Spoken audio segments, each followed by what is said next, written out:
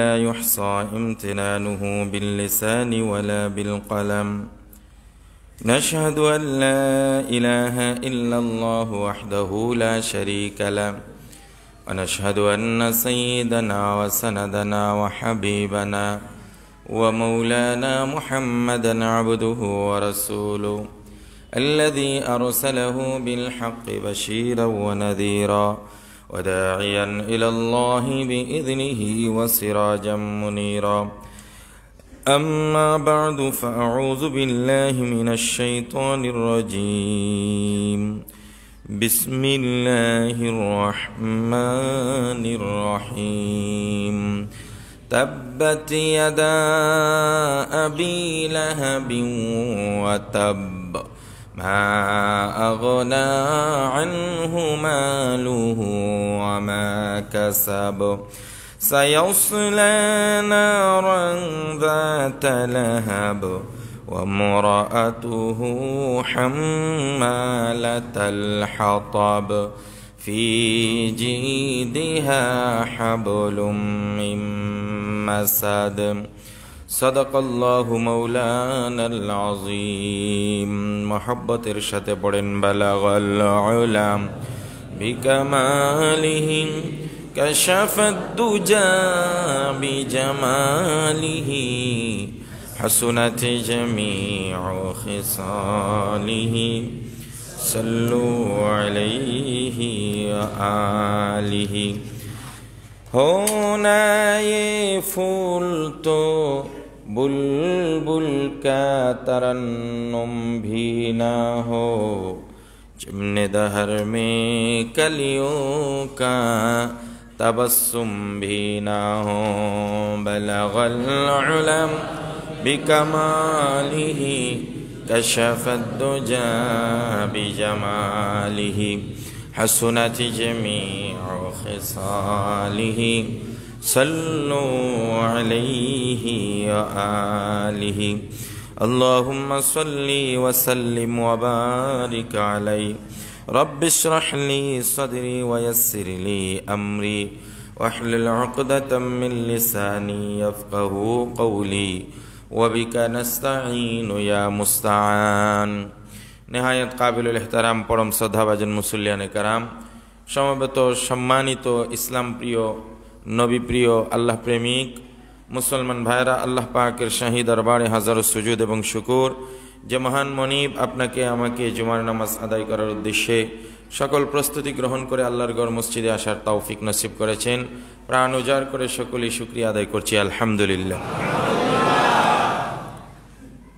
শুরুতেই দুঃখ প্রকাশ করছি, কারণ হলো নির্দিষ্ট সময়ে বসতে পারছি না। প্রত্যেক দিন মাহফিল থাকার কারণে মাহফিল থেকে আসতে অনেক রাত হয়ে যায়, সকালে ঘুমাতে হয়, আবার জোহরের পরে আবার রওনা হয়ে যেতে হয়, যে কারণে উঠতেও দেরি হয়। কিন্তু ওঠার পরেই যে ডাইরেক্ট এখানে চলে আসব বয়ান করার জন্য, বিষয়টা এমন না। মাহফিলের বয়ান মুখস্থ বয়ান করি, মানে সারা জীবনে যা লেখাপড়া করছি যখন যেটা জেহেনে আসে করে দিই। কিন্তু জুমার বয়ানটা আমি প্রস্তুতি নিয়ে করি, কারণ আমি জানি এখানে যারা জুমার কথা শুনতে আসেন তারা আসলে তাত্ত্বিক দলিল ভিত্তিক এবং গঠনমূলক আলোচনা শুনতেই আসেন।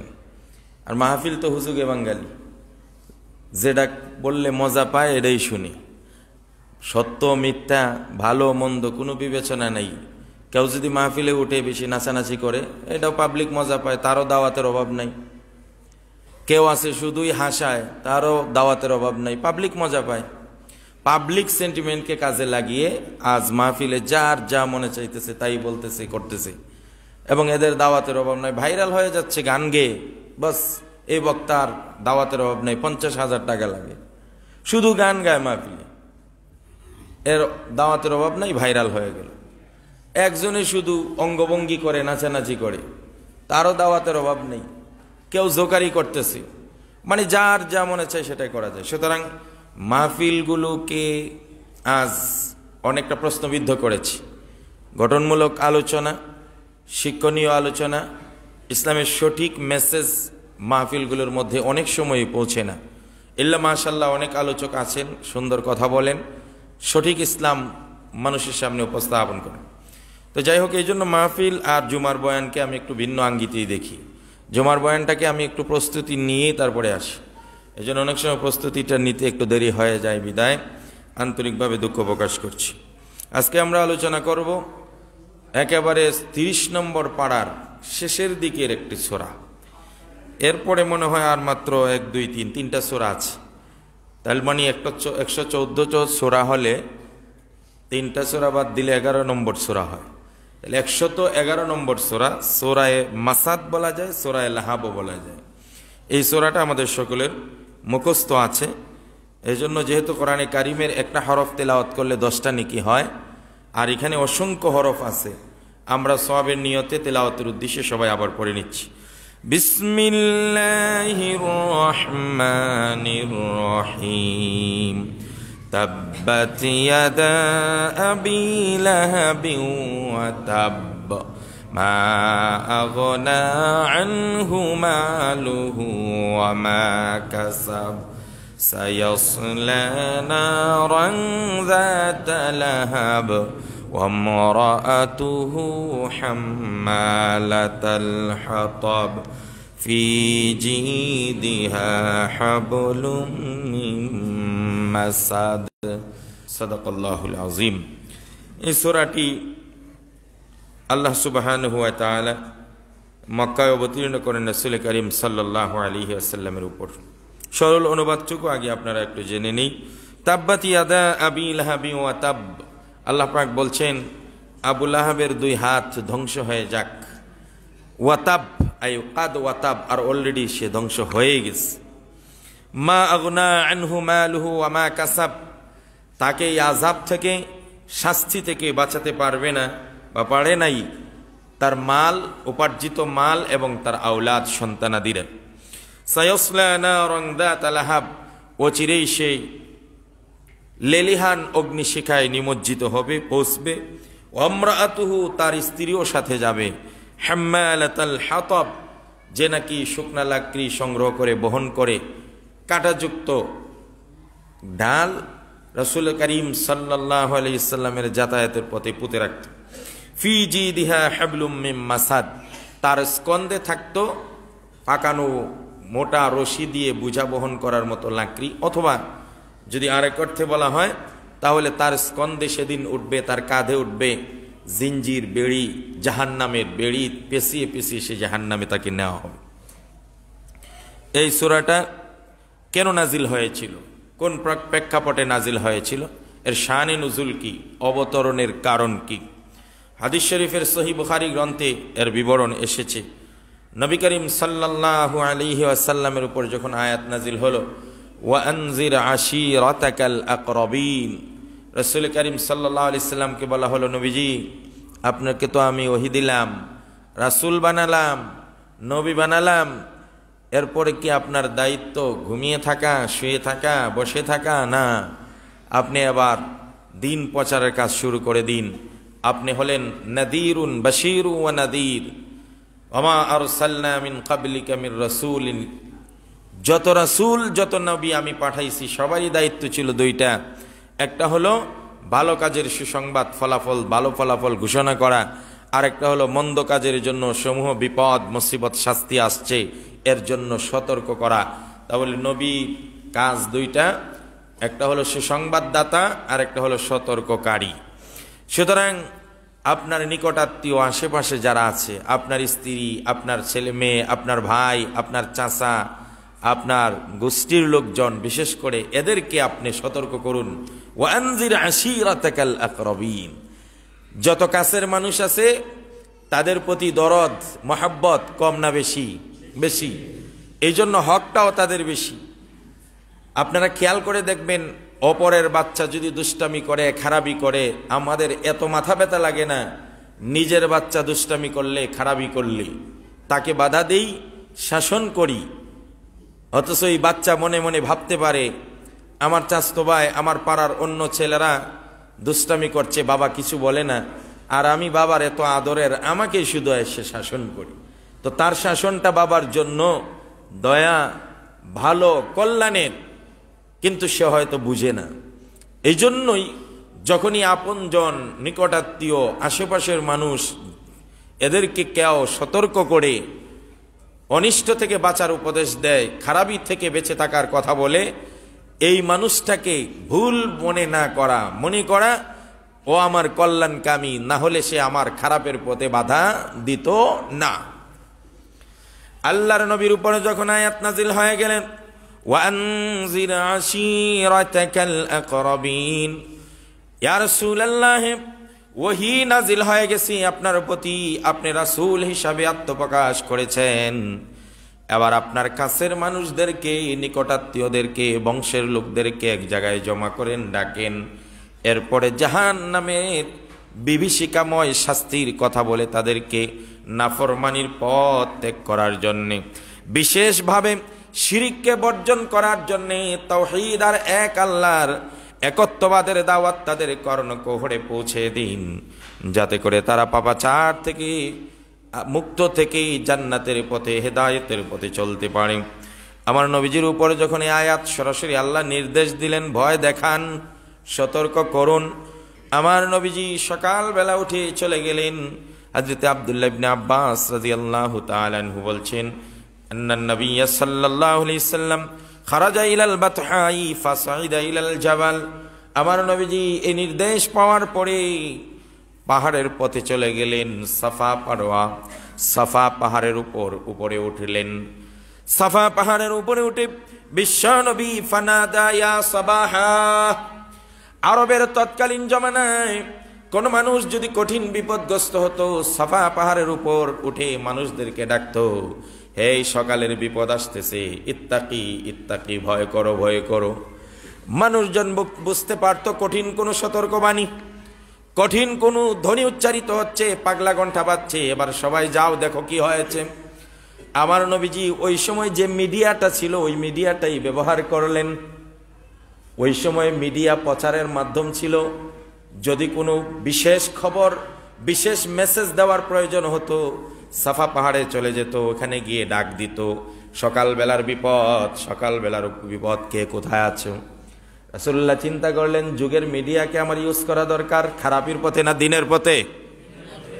এই জন্য উলামায়ে কেরাম মুসলমানদেরকেও, ওই যে আল্লাহ পাক বলছেন, ওয়াইদ্দু লাকুম মাসতাতাতুম মিন কুওয়া ওয়া মির রিবাতিল খাইল, তোমাদের উচিত হলো তোমরা এমন ভাবে প্রস্তুতি গ্রহণ করে রাখো, নিজেদেরকে সব অস্ত্রে সজ্জিত করে রাখো, তোমাদের সামর্থ্য শক্তি সঞ্চয় করে রাখো, যাতে করে দুশমনেরা তোমাদের দেখে ভয় পায়।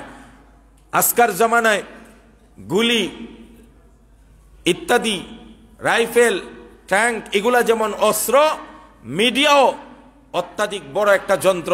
ইসলাম এবং মুসলমানদের যতটা অস্ত্র সন্ত্রাস দিয়ে দুশমনরা ইসলামকে সর্বনাশ ঘটাচ্ছে, তার চেয়ে অনেক গুণ বেশি তথ্য সন্ত্রাসের মাধ্যমে ইসলামের ক্ষতি করছে। কথা বলেন ঠিক কিনা?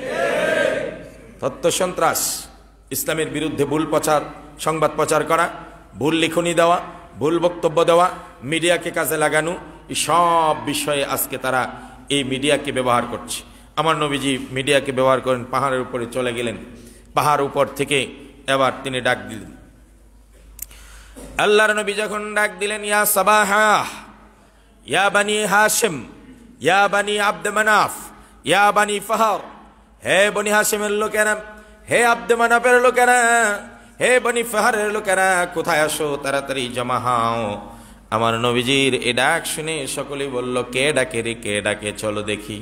ফাস্তামাআত ইলাইহি কুরাইশুন, কুরাইশের যতগুলো গোত্র ছিল সব মানুষেরা বর্তমান সাফা পাহাড়ের পাদদেশে সবাই জমা হয়ে গেল। আল্লাহর নবী যখন দেখলেন সব মানুষেরা একত্রিত হয়ে গেছে, নবীজি এবার ওনার মেসেজটা সবার সামনে বলে দিলেন, সতর্কবাণীটা কি? ফাকালা আরাআইতুম ইন হাদ্দাসতুকুম আন্নাল আদুওয়া মুসাব্বিহুকুম আও মুমাসসিকুম আকুনতুম তুসাদ্দিকুনি।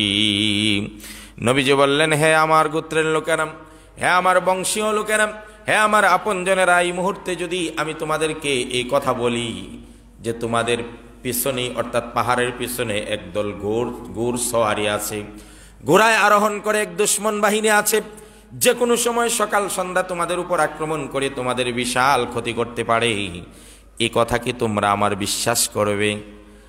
আমার নবীজি যখন এই প্রশ্ন করলেন, ক্বালু নাআম, তারা বললেন অবশ্যই, কেন না, কেন বিশ্বাস করব না?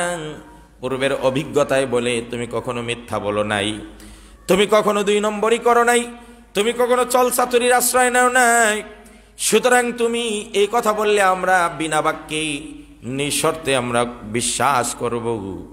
আমার নবীজি বললেন, যদি আমার প্রতি এমন অগাধ বিশ্বাস ভালোবাসাই থাকে তাহলে এবার আমি আমার মেসেজটা দান করি। বিশ্বনবী বললেন, ক্বালা ফাইন্নী নাযীরুল লাকুম বাইনা ইয়াদাই আযাবিন শাদীদ। নবীজি বললেন, হ আমার আত্মীয়রা, ওহে আমার বংশীয় লোকেরা, দুশ্মনের কথা বলছি, তোমরা বিশ্বাস করছো। দুনিয়ার দুশ্মন তেমন কিছুই না, পরকালে তোমাদের জন্য সমূহ বিপদ অপেক্ষা করছে, কঠিন শাস্তি। তোমরা বিভিন্ন খোদায় বিশ্বাসী হয়ে মুশরিক হয়ে গেছো। এক আল্লাহর বিশ্বাস করো, কুলু লা ইলাহা ইল্লাল্লাহ, সবাই বলো আল্লাহ ছাড়া কোনো মাবুদ নাই, আল্লাহ ছাড়া কোনো উপাস্য নাই। এই একত্ববাদের বিশ্বাস যদি গ্রহণ না করো তাহলে জাহান্নামের লেলিহান শাস্তি তোমার জন্য অপেক্ষা করছে। তোমরা প্রস্তুত থাকো ওই শাস্তি মোকাবেলা করার জন্যে। এই মেসেজ দেওয়ার পরে আবার তাদের সুর পাল্টে গেছে। আগে বলছেন রাসূলুল্লাহ যে পাহাড়ের পিছনে যদি একদল ঘোড়সওয়ারি, ঘোড়ায় অশ্বারোহী যদি বাহিনী আসে তোমাদেরকে আক্রমণ করবে, এই কথা আমি বলি বিশ্বাস করবে?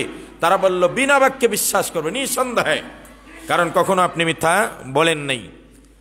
এবার রাসূলুল্লাহ যখন বললেন তাহলে জাহান্নামের আযাবের ভয় করো, এই বিভিন্ন ক্ষুধার 33 কোটি দেবতার পূজা ছেড়ে দাও, এক আল্লাহকে বিশ্বাস করো, আর না হলে বিপদে পড়বি।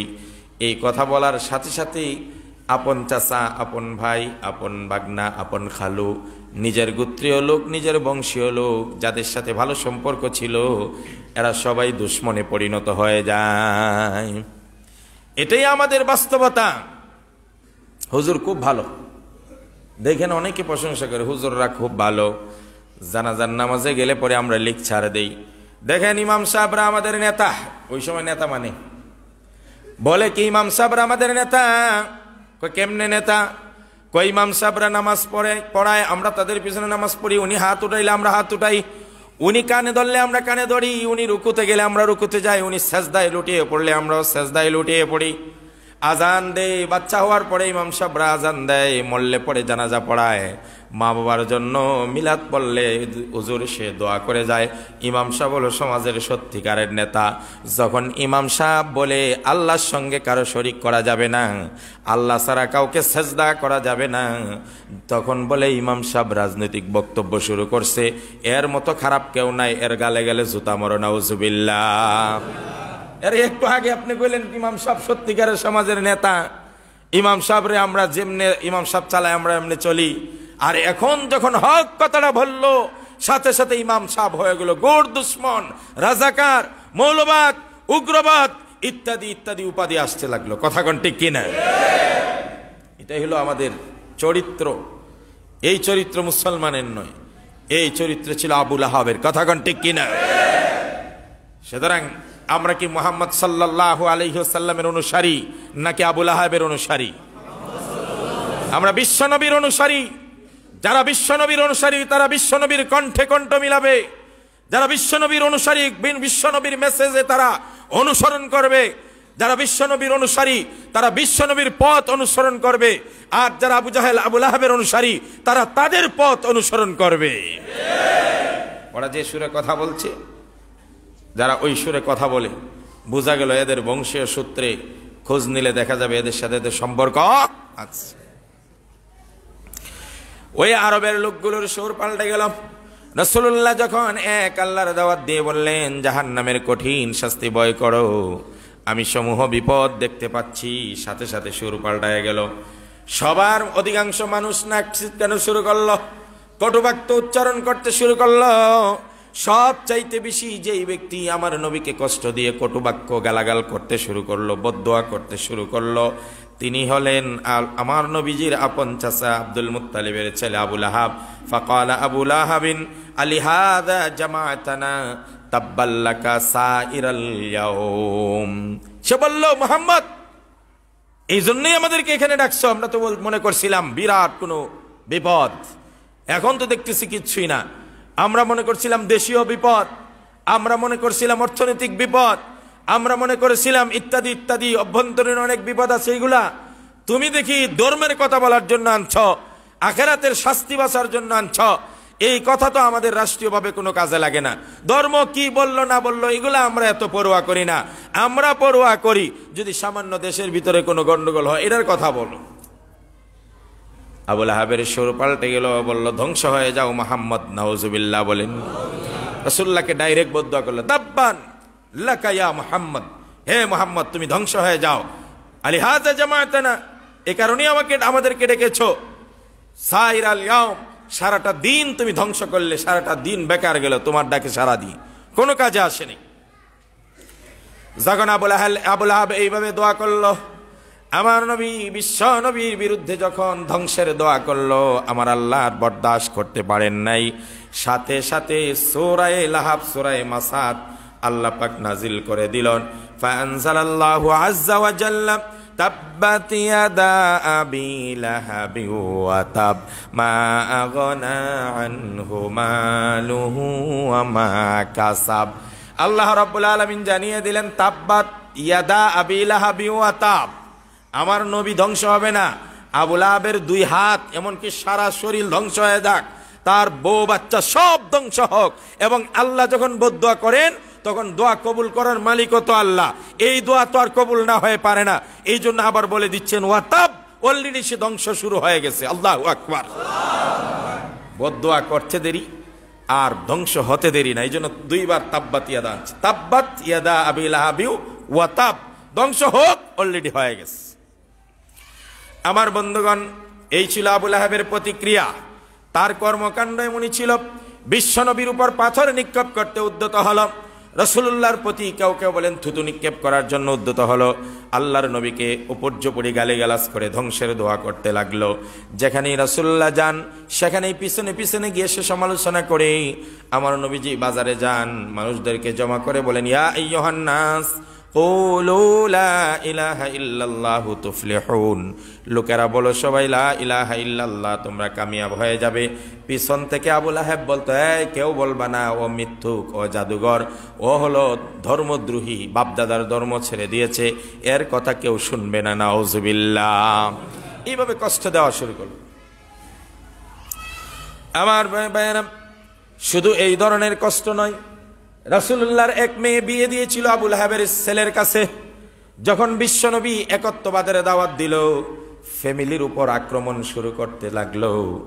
আমার বন্ধুগণ মিলিয়ে দেখুন তো, মানুষ যখন হকের কথা উচ্চারণ করে শুধু গালাগাল শুনতে হয় না, শুরু হয়ে যায় শারীরিক টর্চার, শুরু হয়ে যায় মিথ্যা মামলা, শুরু হয়ে যায় ঘরের ভিতরেই মানুষকে বদনাম করে আত্মসম্মানে আঘাত দেওয়া। কথা কোন ঠিক কিনা? আমরা তো আজও দেখি আল্লামা মামুনুল হকের বিরুদ্ধে কত চক্রান্ত চলছে।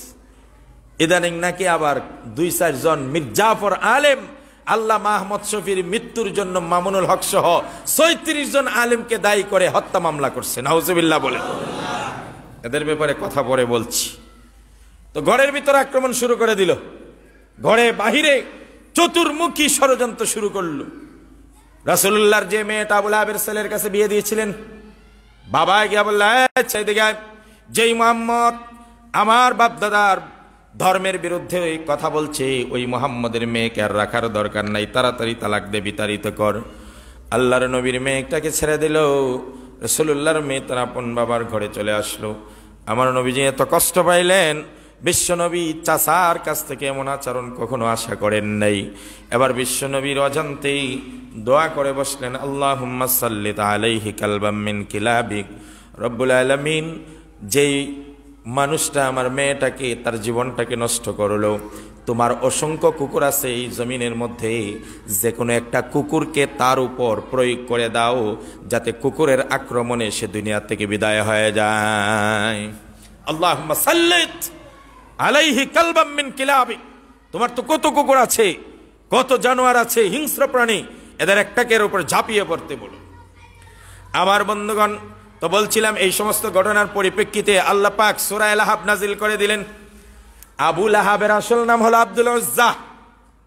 তো আব্দুল উজ্জার থেকে আবুল আহাব হলো কেমনে? আবুল আহাব ছিল অত্যন্ত সুন্দর, চেহারা ছিল উজ্জ্বল লাবণ্যময়। লাহাবুন মানি শিখা, আগুনের যে উপরের লালাটা থাকে এটাকে বলা হয় লাহাব। তো এর চেহারাটা যেহেতু ছিল এমন খুব গৌর বর্ণের লাবণ্যময় চেহারা, এই জন্য আরবের মানুষরা তাকে আবুল আহাব বলতো, সুন্দরের বাপ। এই আবুল আহাবের ব্যাপারে আয়াত নাজিল হয়ে গেল, তাব্বাত ইয়াদা আবি লাহাবি ওয়া তাব।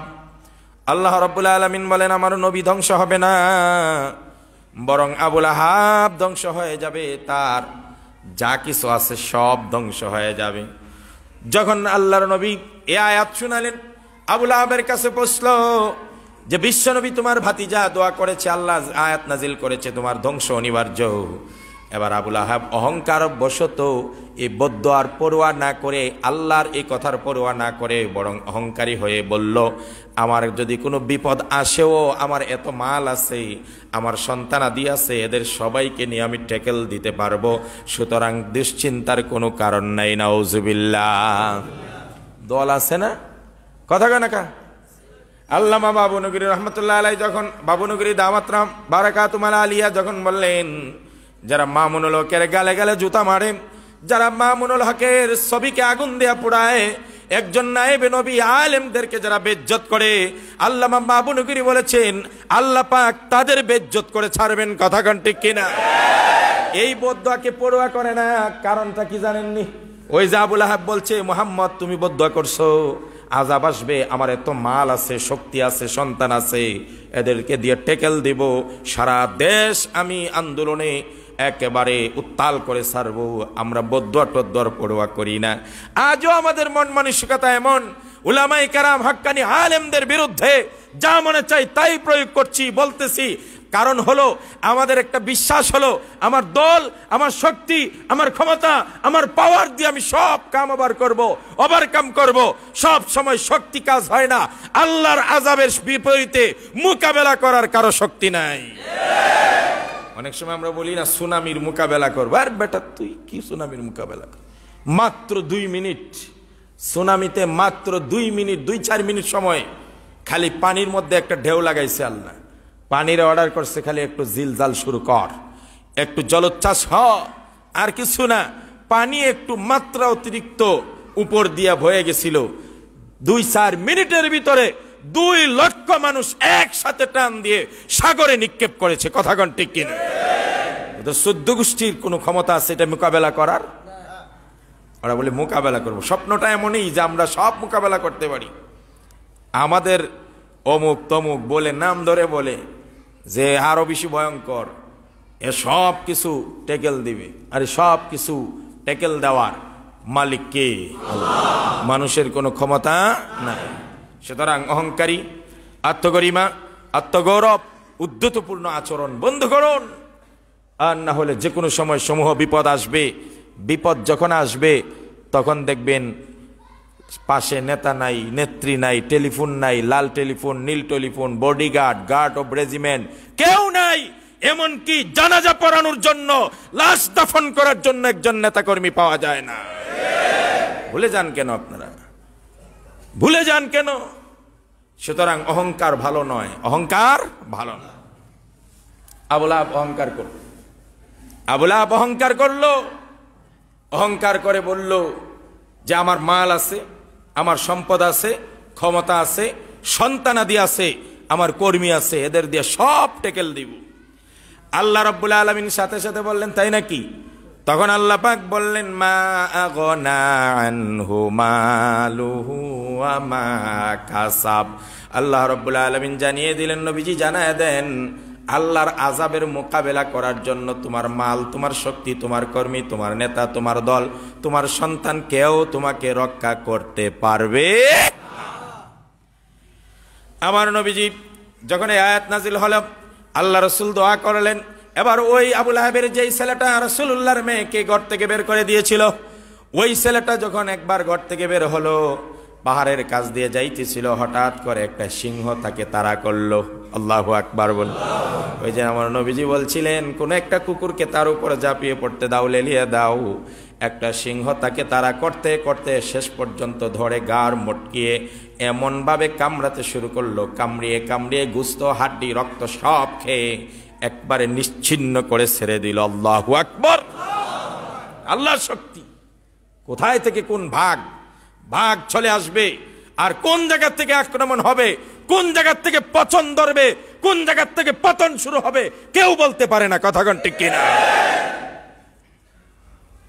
এবার আসেন আবুল আহাবের অবস্থা কি হয়েছে। আবুল আহাবের কি অবস্থা হলো? আবুল আহাবের শরীরে ক্যান্সার হয়ে গেছে। আগে তো ক্যান্সার নাম ছিল না, একটা পচন রোগ হয়েছে। এখন বুঝতেছি এটা আসলে ক্যান্সার হয়েছিল। কথা কোন ঠিক কিনা? কিতাবে তো আর ক্যান্সার লেখে না, কিতাবে লেখছে পচন রোগ। তো পচন রোগ কি? আমরা দেশে এখন এটার নাম দিছে ক্যান্সার। কোথায় আঘাত পাইছে, এখানে ক্যান্সার হয়েছে, পচতে পচতে পা কাটো, হাত কাটো, এই কাটো সেই কাটো, সারা শরীরে ক্যান্সার ভাইরাস ছড়ায় পড়ছে আবুল আহাবের। সমগ্র শরীরে ভাইরাস ছড়ায় পড়ছে। আবুল আহাবের শরীর আস্তে আস্তে পচা শুরু হয়েছে। তো মানুষের শরীর যখন পচে যায়, দুর্গন্ধ তৈরি হয়ে যায়, তখন তো আস্তে আস্তে ঘরের লোকজন, বাহিরের লোকজন আর দেখতে আসে না। আবুল আহাব একা একা বিছানায় পড়ে থাকে, সারাদিন ফেল করে তাকিয়ে থাকে। আস্তে আস্তে তার পাড়া প্রতিবেশী তাকে ত্যাগ করা শুরু করলো। সবাই ত্যাগ করতে করতে একটা সময় তার স্ত্রী মাত্র তার পাশে, আর কেউ নাই। যখন দেখলো প্রচন্ড পছন্দ, ঘরে ঢুকা যায় না, নাক ধরার ক্ষমতা নাই, এমন সময় স্ত্রী ভাবলো, ওইভাবে আমি আর কতদিন, আমিও তো এইভাবে মরে যাব। তাই শেষমেশ স্ত্রী সন্তানেরা চিন্তা করলো, বাবা বাঁচলে বাঁচুক, মরলে মরুক, নিজের জান বাঁচা, চাচা আপন জান বাঁচা। বাবার লাশটাকে মরুভূমিতে খোলা জায়গায় ফেলে দিয়ে আসলো। ওইখানে পচতে পচতে মরুভূমির মাটির আর বালি তাকে গ্রাস করে শেষ করে দেয়। একটু হুঁশ জ্ঞান রাখা দরকার। আল্লাহর আযাব যদি কাউকে গ্রেফতার করে, শুনলাম ফ্রান্সের প্রেসিডেন্টের নাকি করোনা আক্রমণ হয়েছে। আলহামদুলিল্লাহ বলেন। বেটা, কখন কোন জায়গা থেকে কোন আক্রমণ আসবে তুই বুঝতেও পারবি না। তোর একটা রোগের মধ্যে যদি আল্লাহ একটু ডিস্টার্ব দেয়া দেয়, পাগল হইয়া লঙ্গি খুইলা রাস্তা দিয়ে দৌড়বে। কথা কোন ঠিক কিনা? আল্লাহর সাথে তাল মেলাও, আল্লাহর ক্ষমতার সাথে দাপট দেখাও না। পছন্দ শুরু হয়ে গেল, বাচ্চা শেষ।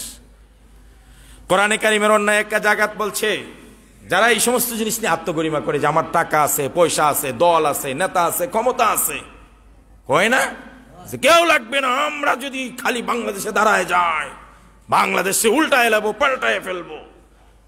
আল্লাহ পাক কি বলছে দেখ, ওয়া আম্মা মান উতিয়া কিতাবাহু বিশিমালিহি ফায়াকুলু ইয়া লাইতানি লাম উতা কিতাবিয়া। যাদেরকে কিয়ামতের কঠিন ময়দানে বাম হাতে আমলনামা দেওয়া হবে, একদল মানুষকে ডান হাতে আমলনামা দিবে। ফাম্মা মান উতিয়া কিতাবাহু বিয়ামিনিহি ফায়াকুলু হাউ মুকরাউ কিতাবিয়া।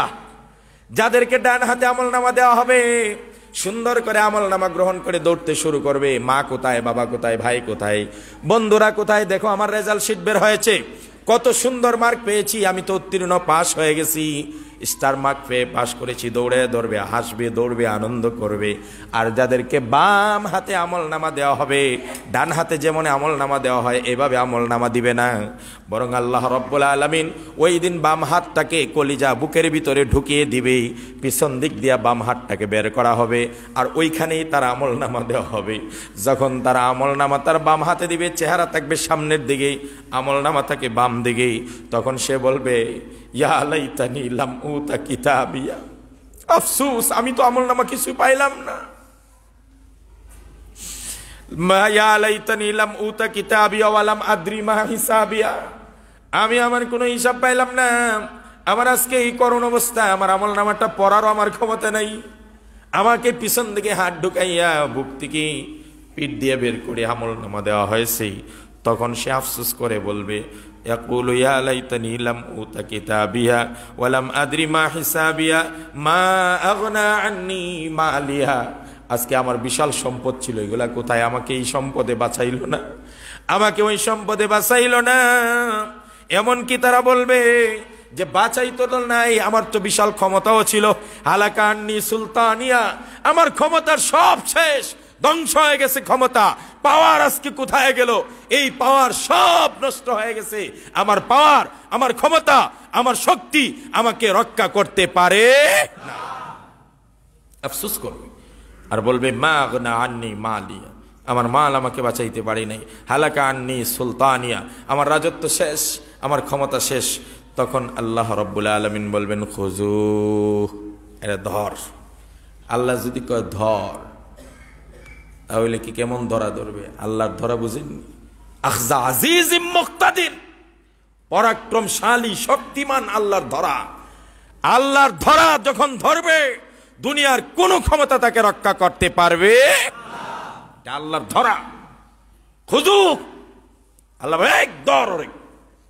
আল্লাহ যখন ধমক দিয়া বলবে, আরে ওই দিন তো আল্লাহ কাহার থাকবেন, আর বলবেন লিমানিল মুলকুল ইয়াউম, আজকের দিনের রাজত্ব কার? কোথায় পাওয়ার ওয়ালারা? আসো আজকে যে তোমরা ডাকো, আসো খেলা হবে। বাপ রে বাপ, কি প্লেয়ার হইছে, খেলার জন্য পাগল হয়ে গেছে। কথা কোন ঠিক কিনা?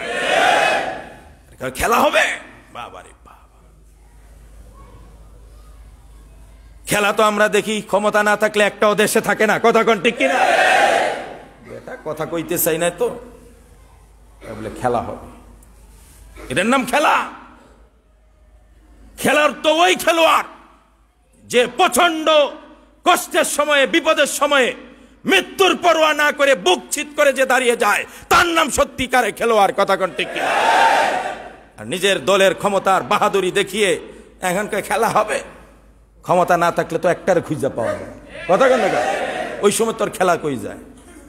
আল্লাহ কয় আয় দেখি, আয় তুই কোথায় আসছ, আয় কোথায়? লিমানিল মুলকুল ইয়াউম, আজকের দিনে রাজত্ব কোথায়? একটার কথাও মুখ থেকে বের হবে না। সবগুলো মাথা নিচু করে দিয়ে লজ্জিত হয়ে দাঁড়িয়ে থাকবে আল্লাহর সামনে। তখন আল্লাহ নিজেই জবাব দিবেন, লিল্লাহিল ওয়াহিদিল কাহ্হার, আজকের দিনের একমাত্র রাজত্ব আমি আল্লাহর। কথা কোন ঠিক কিনা? আল্লাহ পাক বলবেন খুজু, ধর, ফাগুল্লু, এরা খালি ধরলে হবে না, হাতে পায়ে বেড়ি পড়া।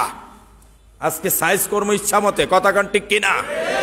সুম্মাল জাহিমা সাল্লু, এরপরে টেনে টেনে হেসরি একেবারে জাহান্নামের দিকে নিয়ে যা। আরো কাজ আছে, আরো কাজ আছে, সহজে জাহান্নামে দিব না। এর ক্ষমতার প্রত্যেকটা ফুটা, প্রত্যেকটা রক্তবিন্দু তার শরীর থেকে চিপে চিপে বের করতে হবে। কথা কোন ঠিক কিনা? বাহাদুরি আজকে তোর বের করো। আমার বন্ধুগণ, এই জন্য বলছিলাম আল্লাহ রাব্বুল আলামিন ওই কিয়ামতের মাঠে তারপরে বলবেন, তারে শুধু বেরি পড়াইলে হবে না, তারে 70 গজ জিঞ্জির পেঁচাও, তার পুরাটা শরীরের মধ্যে জিঞ্জির পেঁচিয়ে নাও। আল্লাহ পাক বলছেন সায়াসলাম নারান যাতা লাহাব, অগ্নিশিখা লেলিহান আগুনে তারা অচিরেই ঢুকবে। ওয়ামরাআতুহু, তার স্ত্রীও যাবে।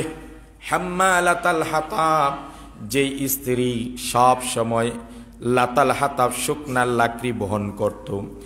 এই যে হাম্মালাতাল হাতাবের 3টা ব্যাখ্যা আসছে। 1 নম্বর ব্যাখ্যা হলো এই কোরআনে কারিমটা, এই তাফসীর গ্রন্থটা, আমি এখানে একটা প্রশ্নের উত্তর দেয়া দেই। অনেক সময় বয়ানের মধ্যে আমরা বলতাম রাসূল যে পথে যেতেন ওই পথে বুড়ি কাটা বিছায়া রাখতো, এটা নাকি হাদিস না, এটা কোথাও পাওয়া যায় নাই। কিন্তু এই কিতাবটা আমি মক্কা থেকে উপহার পেয়েছি, নিয়ামাতুল মান্নান, একটা ছোট্ট সংক্ষিপ্ত তাফসীর লেখছেন বায়ানুল মাক্কি ওয়াল মাদানী ও সহিহ আসবাব নুজুল আত তারিফ, আবি আমর আব্দুল করিম ইবনে আহমদ আল হাজুরি আল আমরি। এই তাফসীরটা লেখছেন মক্কার একজন বিখ্যাত আলেম, তিনি এখানে লেখছেন, দেখেন, ওয়ামরাআতুহু, আবুল আহাবের স্ত্রীর কথা, জাওজাতুহু উম্মে জামিল, তার স্ত্রীর নাম ছিল উম্মে জামিল। আরওয়া বিনতে হারব, মূল নাম আরওয়া বিনতে হারব, তাকে ডাকা হতো উম্মে জামিল। হাম্মালাতাল হাতাব, সে লাকড়ি বহন করত। কি লাকড়ি? কানাত তাহমিলুস শাওকা, সে কাঁটাযুক্ত ডাল নিয়ে আসতো, এনে ফাতাতরাহু ফি তরিক রাসূলিল্লাহি সাল্লাল্লাহু আলাইহি ওয়াসাল্লাম, আল্লাহ রসুলের রাস্তায় সে বিছিয়ে দিত, রাসূলুল্লাহ যাতে ওইদিকে গেলে পায়ে কাটা বিদ্ধ হয়ে কষ্ট পায়। নাউজুবিল্লাহ বলে।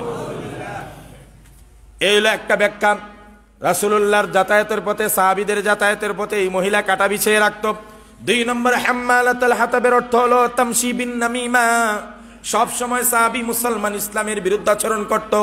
যেখানেই যেত টিভি টকশোতে বসলেই খালি ইসলামের বিরুদ্ধে, মুসলমানের বিরুদ্ধে কোরআনের সুযোগ পায়। কথা কন ঠিক কিনা? স্বরাষ্ট্রমন্ত্রী ওই দিন ব্রিফিং করলো যে আলেমুল আমাদের সাথে বৈঠক হয়েছে, একটা সুরা হবে। ওমা, সাংবাদিকরা দিয়ে একটু পরে পরে খালি খুশায় হেতিরে কথা। এরার সাথে আপনারা বসবেন কে? এরার সাথে আলাপ কেন? এরার সাথে আলাপচারিতা কেন? এরা তো রাষ্ট্রদ্রোহী, এরা তো এই, এরা তো সেই। মনে হয় যে আলেমুল আমারা উইরে এসে জুইরা বসছে। এই দেশের আলেমুল আমা জন্মসূত্রে আমরা কি নাগরিক নই? আমাদের ভোটার আইডি কার্ড আছে, এটা আমার জন্মভূমি। তোমরা কারা উড়ে এসে জুড়ে বসছো? কথা কন ঠিক? বাদরের গোষ্ঠীগুলোই আজকে এই ভেজালগুলা লাগাচ্ছে। এই মিডিয়ার কিছু নাস্তিক, কিছু দালাল, রড দালাল গোষ্ঠীরা যারা বিদেশি টাকায় পরিচালিত করে তাদের চ্যানেলগুলো, এরাই এই সংঘাত লাগিয়েছে। কথা কন ঠিক কিনা? 2 নম্বর হলো ওই মহিলায় খালি বিরুদ্ধাচরণ করত রাসূলের বিরুদ্ধে, সাহাবীদের বিরুদ্ধে। এই যে তামশি বিন নামিমা, চগলকড়ি করা, অপপ্রচার করা, বদনাম করা, তার দুষ তালাশ করা ইত্যাদি। রাসূলুল্লাহ সাল্লাল্লাহু আলাইহি ওয়াসাল্লাম বলেন লা ইয়াদখুলুল জান্নাতা সাফিকু দাম। 3 শ্রেণীর মানুষ জান্নাতে প্রবেশ করবে না। 1 নম্বর হলো তারা হত্যাকাণ্ড ঘটায়, রক্তপাত করে। 2 নম্বর হলো মাশাউম বিন নামিমা, যারা চুগলখড়ি করে বেড়ায়। 3 নম্বর হলো তাআলা তাজিরুন ইউরবি, আর যারা এমন ব্যবসা করে যে ব্যবসা খালি সুদ আর সুদ, আছে না নাই? এরাও জান্নাতে প্রবেশ করবে না। যাই হোক, এরপরে আয়াতে আল্লাহ বলেন ফি জিদিহা হাবলুম মিন মাসাদ, তার গলায় হয় শুকনা মোটা রশি থাকতো, এটার মধ্যে পেঁচাইয়া কাটাগুলো আটি বানতো। আমাদের দেশে দেখছেন না, চা বাগানে মহিলারা একটা রশি দিয়া ছোট্ট একটা খাসা, এই খাসাটা পিঠের মধ্যে রাখে আর চা পাতিগুলো উঠে উঠে এইভাবে সারে, এখানে রশি থাকে। ওইভাবে সে রশি পেঁচায় পিছনে লাকড়ি, কাঁটাযুক্ত লাকড়িগুলো এনে রাসূলের পথে বিছিয়ে রাখতো। এটা হলো একটা ব্যাখ্যা। আরেকটা ব্যাখ্যা হলো ফি জিদিহা হাবলুম মিন মাসাদ। মাসাদ মানে হাদিদ, লোহার জিঞ্জির তার শরীরে, তার গলায়, তার সব জায়গায় পেঁচানো হবে। আব্দুল্লাহ ইবনে আব্বাস বলেন সুম্মাল জাহিমা সাল্লু সুম্মা ফি সিলসিলাতিন যারউহা 70 জিরান ফাসলুকু, তার মুখ দিয়ে জিঞ্জিরের এক মাথা ঢুকানো হবে, পায়ুপথ দিয়ে আরেক মাথা বের করা হবে। এরপরে 70 গজ জিঞ্জির ওই শরীরে পেঁচিয়ে পেঁচিয়ে বেড়ির সঙ্গে আংটা লাগিয়ে তারপরে টেনে টেনে তাকে জাহান্নামে নিক্ষেপ করা হবে। নাউযুবিল্লাহ। ফি জিদিহা হাবলুম মিন মাসাদ ফি সিলসিলাতিন যারউহা 70 যিরান ফাসলুকু, 70 গজ জিঞ্জির আর গলায় বেড়ি, পায়ে বেড়ি, হাতি বেড়ি পরিয়ে একেবারে জঘন্যতম অপরাধী সাব্যস্ত করে তারপরে জাহান্নামে নিক্ষেপ করা। এই হলো এই আয়াতের সারাংশ। মেসেজটা কি? মেসেজটা হলো মুসলমান নবীদের বিরুদ্ধাচরণ যারা করে তারা ইমানদার না বেঈমান? জোরে বলেন, ইমানদার না বেঈমান? আল্লাহর কথা, নবীর কথার সঙ্গে কেউ দ্বিমত পোষণ করলে তার ইমান থাকবে না ইমান ভেঙে যাবে? ইমান ভঙ্গের কারণ আছে না নাই? ওযু ভঙ্গের কারণ আমরা জানি, নামাজ ভঙ্গের কারণ জানি, কিন্তু ইমান ভঙ্গের কারণ আমরা জানি না। আরে ভাই, ওযু ভঙ্গের যেমন কারণ আছে, নামাজ ভঙ্গের কারণ আছে, এইভাবে ইমান ভঙ্গের কারণ আছে না নাই? অনেকগুলো কারণ উল্লেখ করা হয়, এর মধ্যে 2-1টা বলে শেষ করব। 1 নম্বর হলো হালালকে হারাম মনে করা। বিশ্লেষণ করার সময় নেই, আমি আগামী জুমার জন্য ইমান ভঙ্গের কারণগুলা উল্লেখ করব ইনশাআল্লাহ। আজকে আর বলি না, যেহেতু সময় কম। শেষের কথাগুলো বলতে চাই। আজ সর্বত্র পাগলের মেলা বসছে সারা দেশে। কথা কোন ঠিক কিনা? বাবা, তোমার দরবারে কত পাগলের মেলা জমাইছো। কোন পাগলে যে কোন কথা কয়, কোন ভাবে কথা কয়, কেউ কিছু বুঝে না। কথা কোন ঠিক কিনা? এক পাগল বলতেছে, কয় মাদ্রাসায় যারা পড়ে ছোটবেলায় এদেরকে বাবারা পিটাইয়া বেঁধে জোর করে মাদ্রাসায় নিয়ে গেছে। আচ্ছা, তো ভালো কথা। আর আমাকে, ওর কথা সে বলতেছে যে মেয়র সাহেব বলছেন যে আর আমাকে আমার বাবা জোর করে পিটাইয়া মাদ্রাসায় দিতে হয় নাই, আমি নিজের থেকেই আমি পড়ালেখা করছি, কোরআন হাদিস পড়ছি। সুতরাং আপনারা বলেন তো, দর্শকদেরকে প্রশ্ন করে, যাদেরকে জোর করে মাদ্রাসায় পড়াই আরবি শিখাইছে আর আমি তো নিজের ইচ্ছায় আরবি শিখছি, এখন আমি তো তাদের চেয়ে বড় আলেম। নাউজুবিল্লাহ বলেন। কত বড় পাগল! মেন্টাল আসলে পাবনার একটাই আছে, মেন্টাল হসপিটাল। আমার মতে প্রত্যেকটা জেলায় জেলায়, থানায় থানায় এই ধরনের পাগলের হসপিটাল দরকার। কথা কোন ঠিক কি? কারণ কোন পাগলে যে কোন সময় কোন কথা বলে বসবে এটা তো ঠিক নাই, সাথে সাথে তার ট্রিটমেন্ট দেওয়া দরকার। কথা বলেন ঠিক কিনা? এরপরে দেখেন আরো কিছু মৌলবীর কথা বলি। কিছু মৌলবীরা আল্লামা আহমদ শফী থাকতে যেমন তাকে ব্যবহার করে বিভিন্ন সুযোগ সুবিধা গ্রহণ করেছিল, তার নাম বিক্রি করে গাড়ি বাড়ি ইত্যাদির মালিক হয়েছিল, এরা চিন্তা করলো এখন তো আল্লামা আহমদ শফী নাই, তো কার নাম বিক্রি করে আমরা চলবো? আমাদের তো কেউ মূল্যায়ন দেবে না, ডাকবেও না, না সরকার না বড় বড় শিল্পপতিরা, কেউ ডাকবে না। তো নতুন করে আরেকটা চক্রান্ত করা দরকার। কি? আল্লামা আহমদ শফী স্বাভাবিক মৃত্যু হয় নাই, তাকে মারা হয়েছে, হত্যা করা হয়েছে। আর এই হত্যার জন্য তোমরা যদি বাবুনগরী মামুন সাহেব সহ ৩৬ জনের বিরুদ্ধে একটা মামলা দায়ের করতে পারো, তাহলে টাকার বস্তা পাইবাই, সুবিধা পাইবাই, গাড়ি পাইবাই, নারী পাইবাই, সব পাইবাই। আমরা তো এটাই চাই। এবার বাবুনগরী সহ মামুনুল হক সহ ৩৬ জনের বিরুদ্ধে আল্লামা আহমদ শফী হত্যাকারী হিসাবে সাব্যস্ত করে হত্যা মামলা করছে। নাউজুবিল্লাহ। যেইটুকু পচছিল এখন বাকিটুকু পচার বাকি রয়েছে। হত্যা মামলা করছে কে? আল্লামা আহমদ শফী সাহেবের শ্যালক। তো আল্লামা আহমদ শফী সাহেবের বড় ছেলে মাওলানা ইউসুফ, তিনি হাটাজারি মাদ্রাসার অফিসে বসে স্পষ্ট জাতির সামনে ব্যাখ্যা করেছেন, বলেছেন যে আমার বাবার মৃত্যুর আগের থেকে নিয়ে মৃত্যুর পর পর্যন্ত আমার ছেলেরা ছিল, আমার আত্মীয় স্বজনরা ছিল। বাবার অসুস্থ হয়েছে, অসুস্থতা বেড়েছে, চট্টগ্রাম মেডিকেল কলেজে নেওয়া হয়েছে, ওখান থেকে তারা ঢাকা রেফার করেছে, ঢাকা আসগর আলী হসপিটালে মৃত্যুবরণ করেছে। এই সব জায়গায় উনি বলছেন আহমদ শফী সাহেবের ছেলে, তার নাতির কথা আহমদ শফী সাহেবের, যে আমার বড় ছেলে ছিল, স্বাভাবিক মৃত্যু হয়েছে। এটা নিয়ে যারা প্রশ্ন করছে এরা আসলে আমার বাবার কোনো কল্যাণকামিতা নয়, বাবার মৃত্যুকে নিয়ে একটা অপরাজনীতি করার চেষ্টা করছে। আমি বড় ছেলে হিসাবে আমি বাবার এখন গার্জিয়ান, বাবার উত্তরাধিকারী, সুতরাং আমি ব্রিফিং করছি বাবা স্বাভাবিক মৃত্যুবরণ করেছে। আমার প্রশ্ন হলো, যেখানে আল্লামা আহমদ শফী সাহেবের বড় ছেলে জাতির সামনে স্পষ্ট করেছে আহমদ শফী সাহেবের সাধারণ মৃত্যু হয়েছে, এই সাধারণ স্বাভাবিক মৃত্যুর কথা না মেনে আজকে শ্যালককে দিয়ে কাজে লাগাইয়া তুমি হত্যা মামলা দায়ের করলায়, তুমি বুঝি মারছে মাসির দরদ বেশি দেখাচ্ছ? কথা কন ঠিক কিনা? এই সমস্ত এদের নাম দরদের বললে আর গুনাহ হবে না। এরা বাড়াবাড়ি সীমা উল্লঙ্ঘন করছে। মুফতি ফয়জুল্লাহ নামে ঢাকার একজন আছে, মাইনুদ্দিন রুহি নামে একজন আছে, আনাস মাদানী নামে একজন আছে, আর ওই শ্যালক হল মোহাম্মদ মাইনুদ্দিন। এই সবগুলো আজকে তোমরা হত্যা মামলা দায়ের করেছো। মনে রাখবাই, ইবলিসও এটা বিশ্বাস করবে না যে জুনাইদ বাবুনগরী আলেমকে হত্যা করতে পারে, মামুনুল হক কোন আলেমকে হত্যা করতে পারে, এটা ইবলিসও বিশ্বাস করবে না। একটা কথা শেষমেশ বলে যাই, সবার কান খাড়া হয়ে যাবে। যারা আলেমদেরকে গালিগালাজ করছো, স্বার্থ উদ্ধারের জন্য আজকে টাকার বস্তা পেয়ে আলেমদের বিরুদ্ধে আচরণ করছো, সব কিন্তু রেকর্ড হচ্ছে। কথা কোন ঠিক কিনা? গত 2 দিন আগে স্বরাষ্ট্রমন্ত্রীর সাথে বাংলাদেশের 5 জন শীর্ষ আলেমের বৈঠক হয়েছে। সেই বৈঠকে ওনারা 5 দফা প্রস্তাবনা দিয়েছে প্রধানমন্ত্রীর বরাবর। দীর্ঘ রাত পর্যন্ত আলোচনা হয়েছে। সকালবেলা সাংবাদিকদের স্বরাষ্ট্রমন্ত্রী ব্রিফিং দিয়েছেন যে উলামায়ে কেরামের একটি প্রতিনিধি দল, শীর্ষ 5 জন আলেম আমার সঙ্গে কথা বলেছেন, ধর্ম প্রতিমন্ত্রীও ছিল সেখানে। তারা যৌক্তিকভাবে জিনিসটা সমাধান করার জন্য সরকারের সাথে সংলাপ বসতে চায় এবং আমার সঙ্গে দীর্ঘপথ কথা হয়েছে। আমি যেন প্রধানমন্ত্রীর কাছ থেকে একটা বসার ডেট নিয়ে দিই। তো স্বরাষ্ট্রমন্ত্রী বলেছেন যে এই কথাগুলো বাস্তবসম্মত, সুন্দর, এগুলো একটা আলোচনার মাধ্যমে মীমাংসা হবে। এবং বিকল্প আরেকটা প্রস্তাবও উলামায়ে কেরাম দিয়েছে স্বরাষ্ট্রমন্ত্রীর বরাবর। তারা বলেছে ভারতে যেভাবে ঐতিহাসিক একটা কুতুব মিনার আছে না নেই, সারা পৃথিবীতে এই কুতুব মিনার সাক্ষী গ্রহণ করে, তৎকালীন বাদশাদের নিদর্শন এই কুতুব মিনার সাক্ষ্য প্রমাণ করে। উলামায়ে কেরাম বললেন যে বঙ্গবন্ধুর জন্য ভাস্কর্য না করে এক কাজ করেন, একটা মুজিব মিনার সুন্দর করে তৈরি করেন, তাহলে ইসলামের দৃষ্টিকোণ থেকে বৈধ হবে, আবার বঙ্গবন্ধুর মর্যাদা রক্ষা হবে, তার ইতিহাস, তার নিদর্শন, তার আদর্শ কাল বড়ে মানুষ স্মরণ করবে। এই সুন্দর প্রস্তাব স্বরাষ্ট্রমন্ত্রীর মাধ্যমে প্রধানমন্ত্রীর বরাবর দেওয়া হয়েছে। সামনে হয়তো বৈঠক হবে, কথাটা মীমাংসাও হবে, বিষয়টা শেষও হবে, সব আবার স্বাভাবিকও হবে। বলেন ইনশাআল্লাহ। সব আমরা ভুলে যাব, তবে একটা কথা বলবো না, সব শেষ হবে। সরকারের সাথে উলামায়ে কেরামের সংঘাত শেষ হবে, আওয়ামী লীগের সঙ্গে উলামায়ে কেরামের সংঘাত শেষ হবে, মুজিবের আদর্শের সৈনিকদের সাথে উলামায়ে কেরামের ভুল বুঝাবুঝি শেষ হবে।